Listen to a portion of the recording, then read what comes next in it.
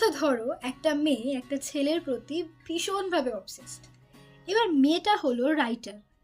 আর writer হলে যেটা হয় আর কি, যার প্রতি অবসেশন তাকে নিয়ে কবিতা তো লিখবে। তো একটা কবিতা মেয়েটা লিখেছে, সেটাই পড়ে শোনাই। ঘন মেঘে ঢাকা তোর ছবি আঁকা এক শীত, কুয়াশায় ভেসে ওঠে তোর অস্পষ্ট চেহারা।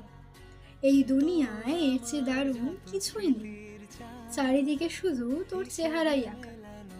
এতটা সুন্দর এতটা দারুণ আগে কখনো কিছু দেখিনি।